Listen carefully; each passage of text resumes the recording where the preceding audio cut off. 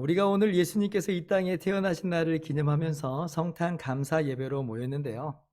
먼저 분명히 해야 할 것은 주님께서 태어나신 정확한 날짜는 사실 아무도 모른다는 것이에요. 예수님께서 12월 25일에 태어나셨기 때문에 우리가 오늘 모여서 함께 감사 예배 드리는 것은 아니고요.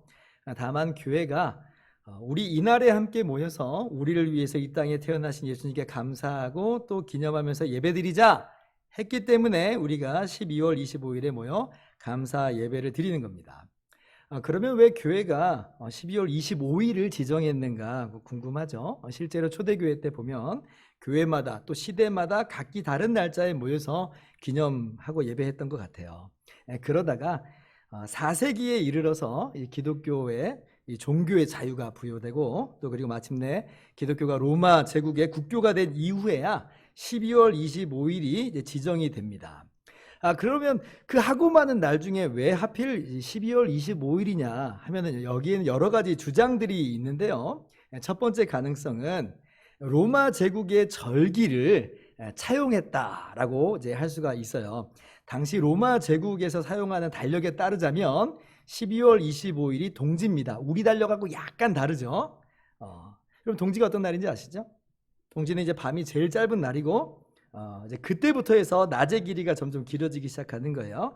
그래서 이제 태양의 힘이 강해지는 것이니 이날에 이제 소위 로마 사람들이 태양신을 경배하는 주 의식을 이제 그날에 거행한 거예요. 그런데 이제 기독교가 공인되고 로마 제국의 국교가 됐잖아요. 그래서 이날에 오히려 기독교적인 의미를 부여하고 주입하는 거예요. 예수 그리스도께서 진정한 의의 태양이시다. 저 눈에 보이는 태양을 만드신 진정한 창조주 하나님이시다. 그래서 태양이 길어지기 시작한 날을 오히려 예수님이 탄생하신 날을 기념하는 것으로 그렇게 정했다는 것이죠. 그래서 아직도 예수님을 잘 모르는 제국 내의 많은 사람들에게는 이렇게 접촉점을 삼아서 복음을 전하는 어떤 좋은 기회로 삼은 것처럼 보이고, 다른 한편으로는 이 이방인들의 제2의 대항에서 거기에 물들지 말고 사람들에게 기독교적인 의식을 형성하게 하고자 하는 그런 의도였던 것으로 보이는 거죠. 대치시켜버린 거예요. 그런데 이제 이런 주장 말고 두 번째 주장이 있어요. 초대교회 교부 중에 히폴리투스라고 하는 3세기의 교부가 있습니다. 100년 더 전의 사람이에요. 근데 이제 이분이 기독교가 공인되기 전에부터 예수님의 탄생일을 12월 25일로 주장을 합니다. 왜 그렇게 주장을 하냐면 예수님께서 뱃속에 잉태한 날이 3월 25일이라는 거예요. 이날이 이제 로마 달력으로는 춘분이에요. 춘분. 밤의 길이하고 낮의 길이가 똑같은 날이에요. 근데 왜 이제 그날 이제 예수님이 잉태됐다고 말하는 거냐면, 하나님께서 세상을 만드실 때 처음에 빛이 있으라 하셨어요. 빛이 있으라 하시니 이제 빛이 있어요. 그리고 이제 빛과 어둠을 나누셔서 빛을 낮이라 칭하시고 어둠을 밤이라 칭하세요. 그래서 이 밤과 낮의 길이가 똑같다는 거예요. 그래서 그날이 춘분이라는 거예요. 이제 이게 히폴리투스의 설명입니다.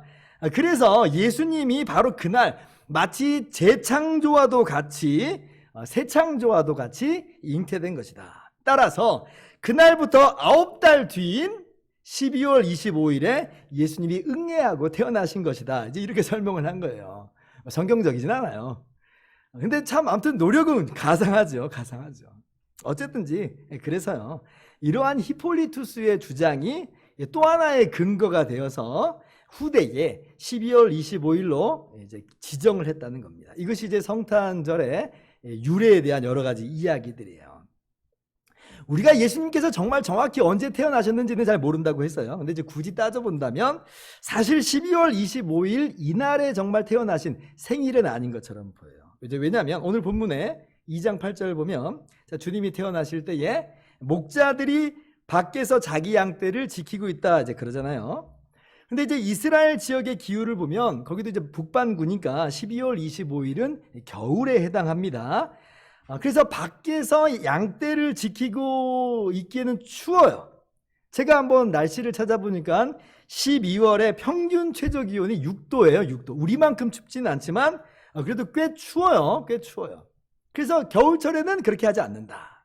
겨울에는 마을에 있는 공동 양우리에서 함께 양을 두고 이제 밤을 지키는 것이 일반적이었다. 방목지에서, 그러니까 밖에 들에서 노숙을 하지는 않았다는 거죠. 그래서 사람들이, 또 학자들이 적어도 12월 25일은 아닌 것 같다. 어쨌든 근데 다시 말씀드려요. 애초부터 우리가 성탄절을 예수님이 태어나신 날로 말하는 게 아닌 거예요. 예수님께서 태어나신 정확한 날짜는 아무도 몰라요. 성경이 말해주지 않으니까. 다만 우리는 1년 중에 한 날을 지정해서 기념하고 기억하고 감사하고 예배하는 거예요. 세상의 모든 교회가, 보편적인 교회가 이날에 함께 모여서 기념하고 예배하기 때문에 우리도 그 교회의 일원으로서 함께 우리 주님을 예배하는 것이다. 예, 그러면 충분한 거예요. 그건 충분한 거예요. 오히려 정말 중요한 건 날짜 자체가 아니에요. 뭐가 중요하냐면 우리 주님이 왜 이 땅에 오셨는가? 이게 더 중요해요. 그리고 그로 인해서 나는 어떠한 은택을 입은 것인가? 그러므로 나는 어떠한 삶을 사는 것이 마땅한가? 이걸 생각하고 돌아보고 적용하는 게 훨씬 중요해요. 그래서 오늘 본문 말씀을 통해서 하나하나 그 내용들을 생각해 나가도록 합시다. 첫째로, 그러면 하나님이신 예수님께서 왜 이 땅에 우리와 똑같은 사람이 되셔서 태어나신 것일까요? 자, 11절 말씀 한번 같이 읽어볼까요? 시작. 오늘 다윗의 동네에 너희를 위하여 구주가 나셨으니 곧 그리스도 주시니라. 자, 지금 천사들이 들에 있는 목자들에게 나타나서 전해주는 소식이에요. 여기를 보면 예수님이 왜 이 땅에 오셨는지를, 오셔야만 했는지를 한 단어로 잘 표현하고 있음을 보게 됩니다. 천사들이 예수님을 어떤 분이라고 설명하고 있어요? 너희를 위한 구주다 라고 말씀하고 있어요. 구주, 구원자라는 말이에요. 구원자. 즉 예수님은 우리의 구원자로 이 땅에 태어나신 것이다 라는 거죠. 그럼 답이 나왔어요. 예수님이 왜 이 땅에 오셨는가? 그 이유는요, 우리를 구원하시기 위해서예요. 구원하시기 위해서. 여러분, 예수라고 하는 그 이름의 뜻도 똑같아요. 이 뜻이 구원자라는 뜻이에요. 마태복음 1장 21절을 보면 천사가 꿈에 요셉에 나타나서 태어나실 아기의 이름을 정해줍니다. 아들을 낳으리니 이름을 예수라 하라. 이는 그가 자기 백성을 그들의 죄에서 구원할 자이심이라. 예수라고 하는 이름의 뜻이 여호와는 구원이시다예요. 그가 자기 백성을 그들의 죄에서 구원할 자다. 여러분, 예수님께서 우리를 구원하시기 위해서 이 땅에 오신 거예요. 그럼 이 말이 무슨 의미예요? 뒤집어 말한다면 우리는 구원받을 필요가 있는 사람들이라는 거예요. 우리는 재앙 중에 있는 사람들이었다라고 하는 것이죠. 그래서 우리를 구원하신다. 재앙이라고 하는 말은 영어로 디제스터라고 해요. 디제스터. 에스터, 즉 아스트로는 별이라고 하는 뜻이에요. 근데 그 앞에 디스라고 하는 게 붙으면 이게 정반대의 뜻이 됩니다. 그래서 디제스터는 별이 없는 것이에요. 별이 없는 것. 이게 재앙이라는 거예요. 이게 재앙. 자, 한번 상상을 해보세요. 나침판조차 없는 시절, 오늘날 같이 뭐 어마어마하게 큰 배도 아니고 그냥 그저 그런 평범한 나무로 만든 배를 타고 다니던 시절이에요. 사람들이 별을 보고 방향을 잡았어요. 그런데 갑자기 비가 오고 바람이 불고 폭풍이 막 몰아닥치면요, 밤하늘의 별이 사라져 버리는 거예요. 갈 길을 잃어버려요. 배는 사방으로 출렁거리고 집채만한 파도가 몰아닥쳐서 배가 그만 뒤집어 엎어져 버릴 것 같은 그러한 위기가 찾아오는 거예요. 이게 재앙이에요. 이게 재앙. 우리 인생도 바로 그렇다는 거죠. 우리도 이를테면 재앙 가운데 있는 사람들이다. 출렁이는 인생의 파도 속에서 나는 어디로 가고 있는 것인지, 내 인생은 어떻게 끝나게 되는지 도무지 짐작조차 할 수가 없어요. 무엇보다도 죄로 인해 내 인생이 얼마나 심하게 요동치는지, 이 모습 이대로 의로우신 하나님을 만났다가는 이거는 끝장나는 거예요. 끝장나는. 감히 하나님 앞에 설 자신이 없어요. 재앙이에요. 별이 보이지 않아요. 그저 사니까 어쩔 수 없이 사는 거야 하면서 그렇게 사람들이 아무런 소망도 없이 풍랑이는 바닷속에서 또 돌아다니면서 힘겹게 인생의 노를 저어가고 있다 하는 거예요. 자, 그런데 저 하늘에 구름이 걷히면서 별이 반짝하고 보여요. 이야! 별이다! 이제 우리 살았다! 이제 우리 살았다. 내가 지금 어디에 와 있고 이제 내가 어디로 가야 하는지가 비로소 선명하게 보이는 거죠. 예수님께서 이 땅에 오셨을 때에 동방 박사들에게 저 하늘의 기이한 별 하나를 비춰주신 것이 아마 그런 의미가 아니었을까 아마 상상을 해봅니다. 동방 박사들이 그 별을 보고 예수님께로 찾아오잖아요. 물론 이제 제 상상이에요, 제 상상. 그러나 분명한 것은 소망 없는 인생에게, 재앙 중에 있는 인생에게 예수님께서 구원자로 이 땅에 찾아오신 것이고, 그로 인해 우리에게 참 생명을, 참 소망을 가져다 주셨다는 거예요. 오늘 천사들은 분명하게 선언합니다. 10절 말씀, 내가 온 백성에게 미칠 큰 기쁨의 좋은 소식을 너희에게 전한다. 오늘 너희를 위해 구원자가 나셨도다. 예수님은요, 단순히 항해 중에 만나는 별 수준의 구원자가 아니죠. 별 하나도 사람들에게 말할 수 없는 그 기쁨과 소망과 구원을 가져다 준다면, 하물며 우리의 진정한 구원자가 되시는 예수 그리스도로 말미암는 구원은 얼마나 크며, 그 기쁨은 얼마나 황홀하며, 그 소망은 얼마나 견고한 것일까요? 우리가 오늘 이것을 가늠해 볼 수 있어야 돼요. 예수님은 재앙에서 우리를 구원하시기 위해서 이 땅에 오셨어요. 그리고 재앙이라는 우리의 처지를 또 다른 말로 표현을 해본다면 우리 인생은 목마름이다, 배고픔이다 라고 말할 수 있어요. 우리는 목말라요, 배고파요.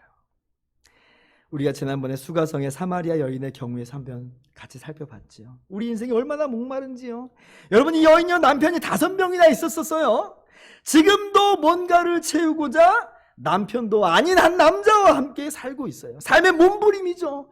어떻게 하든지 채우고 싶다는 거예요. 그런데 채워도 채워지질 않아요. 이게 인생의 목마름이에요. 예전에 제가 봤던 영화 중에서 캐리비안의 해적이라는 영화가 있었는데요.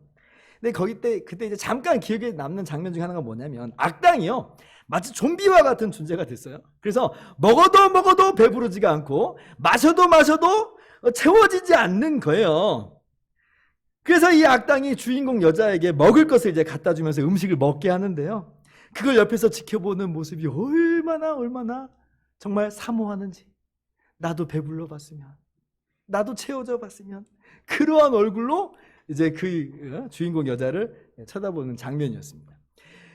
그걸 보니 정말 그 우리의 모습 같더라고요. 나만 빼고 다른 사람들은 다 아무 문제 없이 먹고 마시고 만족하면서 안식과 기쁨을 누리는 것처럼 보여요. 근데 나는 먹어도 마셔도 모든 걸 누리는 것처럼 내가 이것저것 다 해도 어떠한 기쁨도 만족도 안식도 없는 것 같아요. 그런데 진짜 놀라운 건 뭐냐면, 사실 그런 생각을 우리 모두가 다 하고 있다는 거예요. 나만 하고 있는 게 아니라 또 저 사람도 똑같이 그런 생각을 하고 있어요. 우리가 다 그래요. 다 굶주리고 있고 다 목말라 하고 있다. 자, 그런데 그 목마른 영혼에게 진정한 생수를 건네주시고 그 배고픈 영혼들에게 진정한 양식을 떼어주신다면, 그것을 먹고 마실 때에 그 영혼이 만족하고 누리는 기쁨은 얼마나 클까요? 여러분, 예수님께서 그렇게 하신 거예요. 그렇게 하신 거예요. 채워주신 거예요. 예수님께서 이 땅에 태어나셨을 때 처음 누이신 곳이 어디냐면 바로 구유입니다. 구유. 이제 구유라고 하는 게 짐승의 먹이통이잖아요. 여물통이 여물통. 차마 땅바닥에 그냥 누일 수 없어서 그래도 오목하게 파인 구유를 찾아다가 누인 것처럼 보여요. 그런데 오늘 성경을 보면 유독 구유에 누인 아기라고 하는 표현이 반복해서 나옵니다. 7절도 보면 한번 나오고, 12절에도 또 한번 나오고, 16절에도 또 한번 나와요. 자, 12절 한번 같이 읽어볼까요? 시작. 너희가 가서 강보에 쌓여 구유에 누워있는 아기를 보리니 이것이 너희에게 표적이니라 하나니.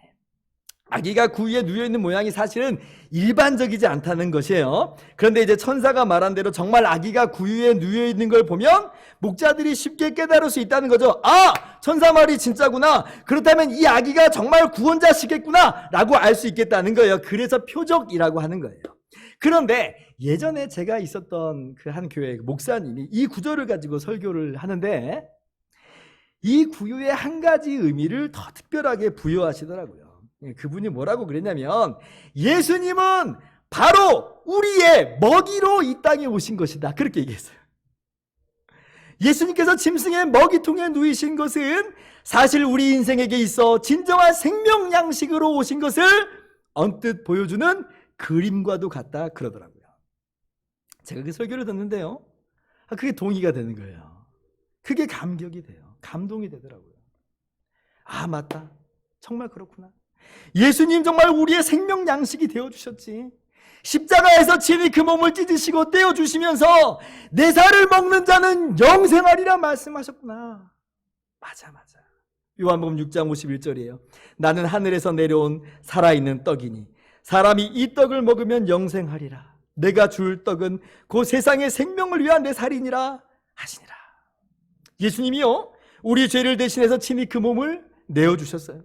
예수님께서 우리 대신 십자가에서 못 박혀 죽으셨다는 말이에요. 그러므로 이제 예수님을 믿는 자는 누구든지 영원한 생명을 얻는다는 말이에요. 그렇구나.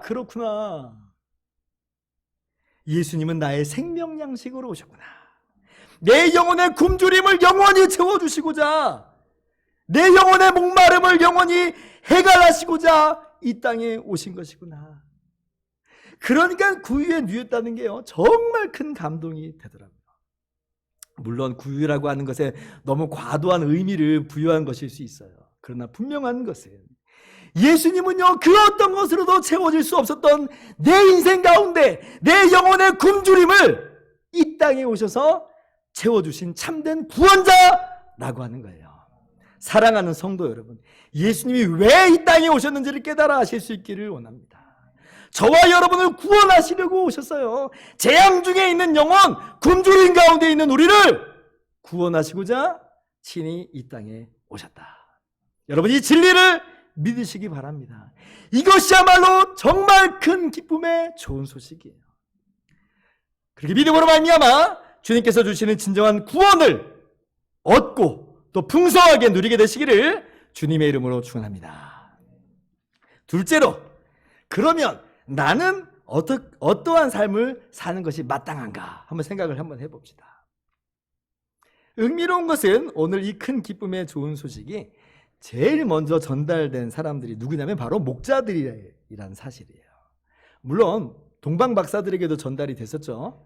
그런데 이제 동방박사들은 유대인이 아니라 이방인이라는 특징이 도드라져서 나타납니다. 근데 이제 오늘 본문에서 들에 있는 목자들에게 처음으로 전달이 됐다는 것은요, 이 큰 기쁨의 좋은 소식이 어떠한 사람? 낮고 천한 사람, 보잘것없고 평범한 사람들에게 가장 먼저 전달됐다는 그런 측면을 가지고 있어요. 물론 왕궁에 있는 신분 높은 사람들, 유대인의 종교 지도자들에게도 이 소식이 전달됐습니다. 동방박사들을 통해서 간접적으로 전달이 됐잖아요. 그런데 이 목자들에게는요, 천사들이 직접 방문하기까지 하셨어요. 하나님께서 천사들을 보내셔서 이 큰 기쁨의 소식을 알려주신 거예요. 이야, 참 큰 특혜죠, 특혜. 목자들이 당시에 낮고 천한 사람이었는가? 꼭 반드시 그렇게 볼 필요까지는 없지만, 그러나 당시 사회 주류층하고는 거리가 먼 것은 분명합니다. 오늘날로 따지면 흙수저들이고 보잘것없는 서민들. 뒷전으로 밀리기 일쑤고 대우도 제대로 받지 못하는 존재들이에요. 그러나 하나님께서는 다르게 대우하시더라는 거예요. 그들에게 가장 먼저 천사들을 직접 보내시면서 이 큰 기쁨의 좋은 소식을 알리세요. 그러니 이게 얼마나 감사한 일이에요. 그러고 보면 하나님은 정말 참 공평하시다. 목자들이 들에서 노숙하면서 아마 그랬을지 몰라요. 예전에 그런 개그 콘서트 그런 프로그램이 있었어요. 1등만 기억하는 더러운 세상. 그러면서 목자들이 막 신세한탄을 하고 있었을지 모르겠어요. 왜 우리만 이렇게 살아야 하냐고. 그런데요, 그 자리에 그 소식이, 그 기쁨의 소식이 들리는 거예요. 왕궁에는요, 그들은요 흥청망청하느라 정신이 없어요. 관심도 없어요. 그러니까 이 기쁜 소식을 듣지를 못하고 누리지를 못해요. 그러니 하나님 정말 참 공평하시다. 공평하시다. 중증 내성마비 시인으로 유명한 송명희 시인의 고백입니다. 몸도 제대로 움직이지도 못하고 입으로 제대로 말도 하지 못하지만 온 몸으로 정말 마음을 다해 하나님을 찬양하는 시인이에요. 그분의 유명한 찬송시가 뭐냐면 나 가진 재물 없으나 예요. 나 가진 재물 없으나 나 남이 가진 지식 없으나 나 남에게 있는 건강이 있지 않으나 나 남이 없는 것 있으니. 아니 뭐가 있다는 거예요? 뭐가 있다는 거예요? 나 남이 못 본 것을 보았고 나 남이 듣지 못한 음성 들었고 나 남이 받지 못한 사랑 받았고 나 남이 모르는 것 깨달았네. 공평하신 하나님이 나 남이 없는 것 갖게 하셨네. 내겐 건강도 없고 내겐 명예도 없고 부귀도 없고 아무것도 없는 것처럼 보여도 내겐 예수님이 있다. 나는 예수님을 알게 됐다. 이게 송명희 시인의 간증이죠. 이 들에 있던 목자들도요 남이 가진 것 하나 없었을지 몰라요. 그러나 하나님이 남이 없는 것 갖게 하셨어요. 그러니 우리 하나님 얼마나 공평하세요. 얼마나 공평하세요. 여러분도 아시겠지만 제가 몇 번 얘기해서 저도 준 사생아처럼 태어났어요. 제가 6개월 때 아버지가 갑자기 돌아가셨으니까 뭐 없는 거나 거의 마찬가지 아니었겠어요. 어떻게 보면 뭐 애정의 굶주린 아기였던 거죠. 하나님 불공평하시는가? 하나님 어떻게 이러실 수 있는 겁니까? 아니요. 그렇지 않아요. 그렇지 않아요. 저는 그 덕분에 무엇을 얻었냐면 하나님 아버지를 얻었어요. 하나님 아버지를. 처음부터 하나님이 나의 아버지가 되어주셨어요. 저는요 하나님이 나의 아버지가 되신 것에 대해서 단 한 번도 어색하거나 이상하게 느껴져 본 적이 없어요. 왜냐하면 육신의 아버지가 안 계시니까 하나님이 그냥 처음부터 나의 아버지가 맞은 거예요. 이게 저에게 주신 축복이에요. 마치 들에 있는 목자에게 들려주신 것과도 같은 큰 기쁨의 좋은 소식이죠. 가난하고 연약하고 볼품없는 저에게 주님께서 주시는 우레와도 같은 큰 기쁨의 좋은 소식, 하나님이 나의 아버지가 되신다. 제가 지금 목자 이야기만 드리고자 하는 게 아니에요. 제 이야기를 드리고자 하는 것도 아니에요. 이게 여러분의 이야기라고 하는 거예요. 여러분도 전부 들에 있는 목자 같은 신세 아니겠어요? 우리도 사실은 뭐 신세 한탄이나 늘어놓을 수밖에 없는 그런 분들 아니에요? 뭐 아닌 분들이 혹시 있을지 모르겠습니다만은 대부분 우리 그런 사람들일 거예요. 그러나 공평하신 우리 하나님이 우리 귀에 큰 기쁨의 좋은 소식을 들려주셨습니다. 그렇게 우리에게 믿음을 불러일으키셨고 우리가 그러므로 구원자 예수 그리스도를 알게 되었고 만나게 되었고 믿어 구원을 받게 하신 거예요. 얼마나 감사한 일인지 몰라요. 하나님은 공평하신 하나님, 내게 너무나 좋으신 하나님, 선하신 하나님이에요. 그리고 믿으시기 바랍니다. 자, 그렇다면 이 은혜를 우리에게 거저주신 것인데 그럼 우리가 가야 될 곳은 이제 어디인가 하는 거예요. 어디여야 하는가 할 때에 우리 역시 낮은 곳, 천한 곳, 주목받지 못하는 곳에 가야 할 것이에요. 예수님 낮고 낮은 이 땅에 오셨어요. 우리를 구원하시고자. 예수님 보잘것없는 목자들에게 제일 처음 이 기쁨의 좋은 소식을 알려주셨어요. 그러면 우리가 다른 곳으로 나아가야 될 게 아니에요. 낮은 곳으로 가는 겁니다. 낮은 곳으로. 여러분 낮은 곳으로 가자 하니까 뭐 무슨 특별한 봉사부터 떠올리기 쉬운데 꼭 그런 것만 있는 게 아니에요. 오히려 우리의 일상, 우리의 평범한 삶 속에서 낮은 자들을 외면하지 않고 섬기고 대접하는 것이 제가 볼 때는 더 중요해요. 그 톨스토이의 단편 소설 중에 구두장이 마틴이라고 하는 글이 있어요. 이 마틴이라는 사람은 성실하고 이 신앙심이 깊은 구두장입니다. 그런데 그러던 어느 날 잠결에 내가 내일 너를 찾아갈 것이다 라고 하는 주님의 음성을 들어요. 그래서 이 다음날 마틴이요 주님을 만나려고 하루 종일 기다려요. 하루 종일 기다려요. 근데 주님 오시지 않고 만난 사람이라곤 발을 동동 구르면서 시린 손을 호호 불며 청소하는 청소부, 찬바람에 얇은 옷만을 걸친 채 아기를 감싸는 한 여인, 사과를 훔쳤다고 다투는 소년과 가게 할머니만 만나요. 예수님은 오시질 않아요. 그러나 마틴은 그들에게 관심을 기울이고 선행을 베풀고 또 그리고 서로 간에 화해하도록 힘쓰는 일을 합니다. 결국 그날에 예수님 오시지 않았어요. 그래서 하루를 마치고 마틴이 저녁에 다시 성경을 읽는데 갑자기 목소리가 들려옵니다. 마틴, 날 모르겠던가? 그래요. 그러면서 나였네 하면서 청소부가 걸어 들어와요. 또 나였네 하면서 아기를 낳는 여인이 걸어 들어와요. 또 나였네 하면서 이 가게 할머니와 소년이 걸어 나와요. 그리고는 안개같이 그 사람들이 스르륵 사라집니다. 아, 이들이 예수님이었구나. 그날 마틴이 읽는 이 성경 구절엔 이렇게 기록이 되어 있어요. 마태복음 25장 40절. 임금이 대답하여 이르시되 내가 진실로 너희에게 이르노니 너희가 여기 내 형제 중에 지극히 작은 자 하나에게 한 것이 곧 내게 한 것이니라. 여러분, 성탄절에 우리가 오늘처럼 구유 안에 누이신 예수님께 나와 기뻐하며 경배하는 것이 마땅합니다. 더욱 그리해야 할 것이에요. 그런데 나아가서 낮은 곳에 임하시는 예수님을 우리 일상 속에서 만나러 가는 것이에요. 나 같은 낮은 자도 찾아오셨으니 그 은혜 받은 나도 그 은혜를 힘입어서 우리 이웃들을 섬기는 거죠. 거기가 주님이 계신 구유예요.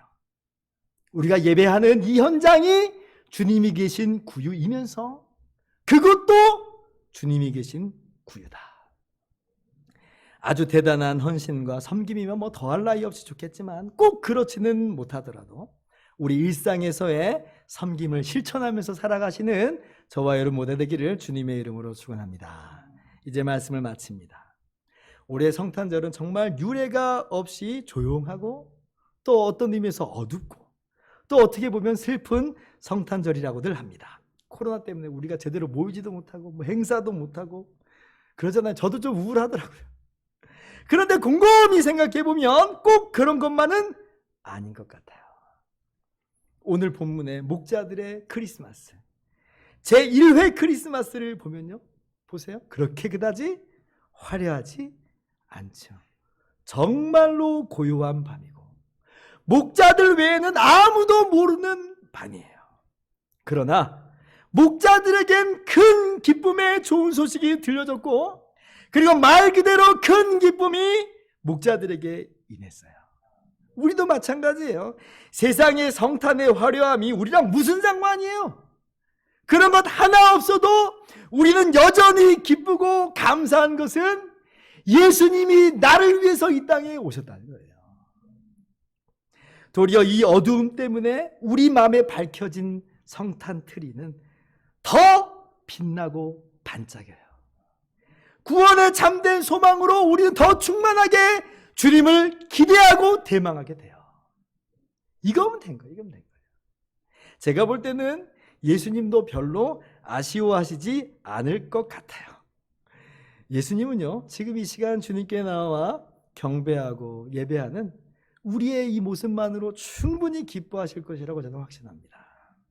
그러므로 여러분, 그렇게 언제나 어디서나 우리를 구원하러 이 땅에 오신 예수님을 기념하고 기억하고 감사하며 예배하는 여러분 모두 되기를 바랍니다. 그리고 나아가서 우리에게 주신 은혜대로 낮은 곳으로 나아가 섬김의 모습으로 주님을 배웁는 저와 여러분 모두 되기를 주님의 이름으로 축원합니다. 기도하겠습니다.